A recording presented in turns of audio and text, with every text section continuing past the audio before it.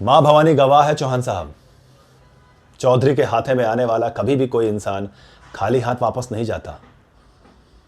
या तो अपनी मन मुराद सौगात लेके जाएगा या फिर अपने करतूतों की सजा पाएगा। लेकिन आपने तो हमसे हमारे कलेजे का टुकड़ा ही मांग लिया चौहान साहब। प्रियाली सिर्फ हमारी बहन ही नहीं बल्कि हमारे परिवार की धड़कन है। वो जब ठहाके मारकर हंसती है तो इस हवेली में दिवाली और दशहरा मनाया जाता है। वो जब डोलती है तो हवाएं उसके साथ गुनगुनाने लगती है। उसके जागने पे ही सवेरा होता है और जब वो आंखें मूंद कर सो जाती है तब जाकर इस हवेली का सूरज ढलता है। अब आप ही बताइए चौहान साहब, क्या कोई इंसान अपने धड़कन को अपने दिल से अलग कर सकता है क्या? अरे मेरा वो मतलब नहीं है चौहान साहब जो आप समझ रहे हैं। अरे हम भी सामाजिक व्यक्ति हैं।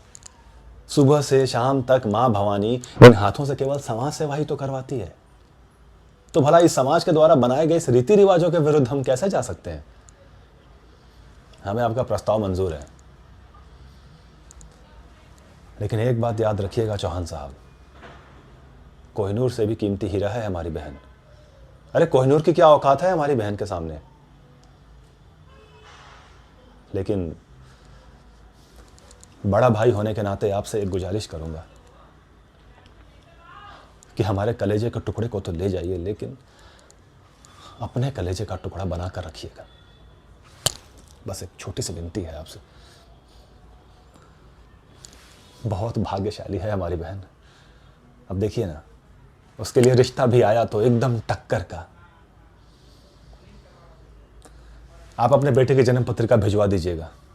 अगर ग्रह गोचर नक्षत्र ये सब कुछ सही बैठ गया तो फिर बात आगे बढ़ाएंगे। जय मां भवानी।